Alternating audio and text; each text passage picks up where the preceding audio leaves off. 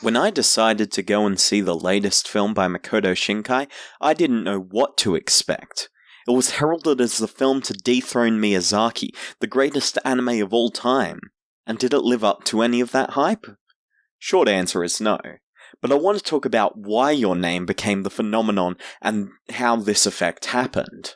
So the first question that I would ask is, why do any of us care about Makoto Shinkai? Well, he's known for creating an animated film by the title of Voices of a Distant Star.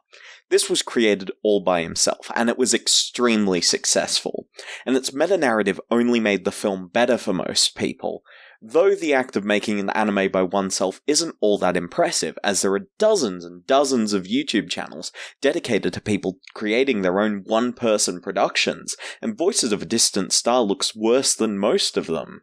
What made Voices so successful was that it had an interesting text, which was complemented by an impressive metatext.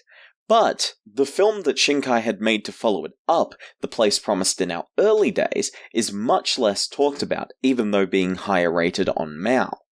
Predominantly, this is due to it lacking an interesting text to begin with. The film that followed, 5 centimeters per second, was his most popular until the release of Your Name, due to the fact that everyone's girlfriend watched it to cry. So especially in Western countries, what made up all of the hype for Your Name? Well, early in 2016, at Anime Expo, there was a premiere to the film, and the response from that was insane. Everyone that had seen it loved it, and what I had heard from most of these people was that it was more similar to Voices of a Distant Star compared to his other films. Then, as soon as the film was released in Japan, figureheads of the anime industry, such as Toshio Okada, began to speak out against it as the end of the otaku era.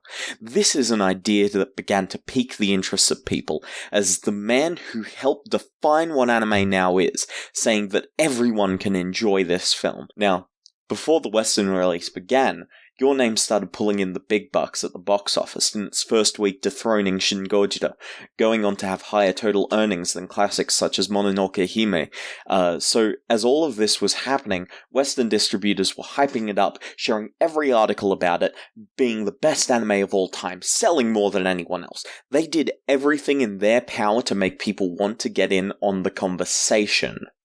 And I have seen every foreign release film in my local theatre this year, and none of them have been as packed as Your Name was.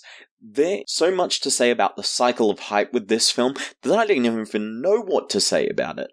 But I will be saying more as soon as the Blu-rays come out, so hit that subscribe button, stick around to see more thoughts on anime in general, and consider supporting me on Patreon. Thanks for watching.